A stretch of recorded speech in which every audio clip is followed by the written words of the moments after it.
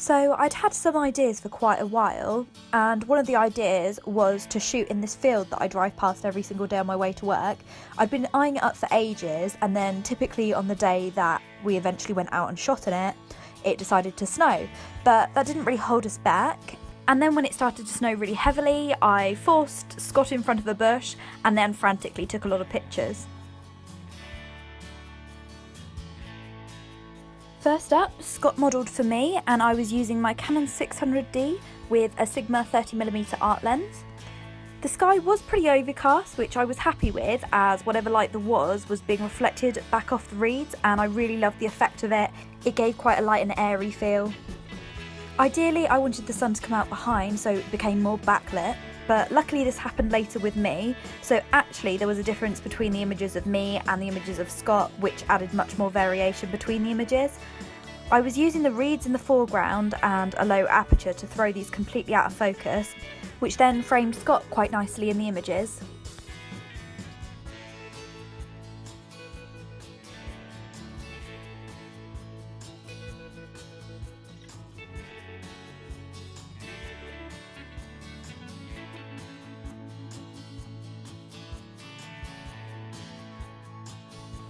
So, here are some of the final images of Scott. I am super happy with how they turned out, and they needed very little post-production. Other than removing any distracting reeds that I didn't violently attack during the shoot, they are pretty much how they came out of the camera.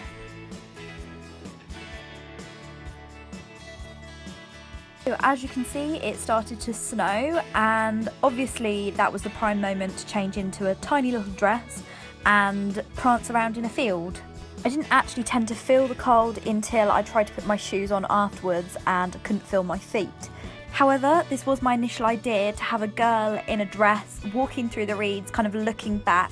I wasn't going to subject Scott to that, so I put the dress on and braved the cold, and Scott took some of the pictures for me.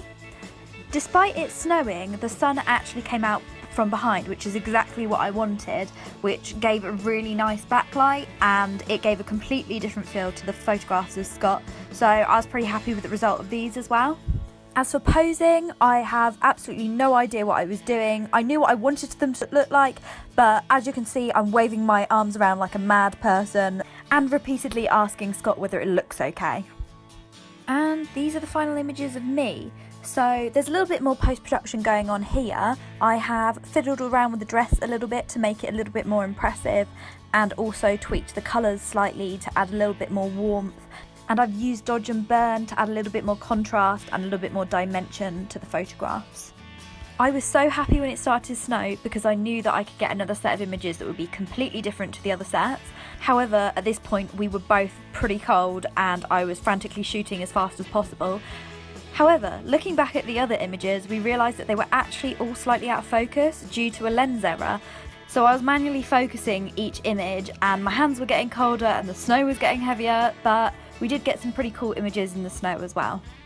For these images, when I was editing them, I wanted them all to have quite a moody feel, so I was using a lot of colour casts and putting these on different blending modes so that they gave the desired effect.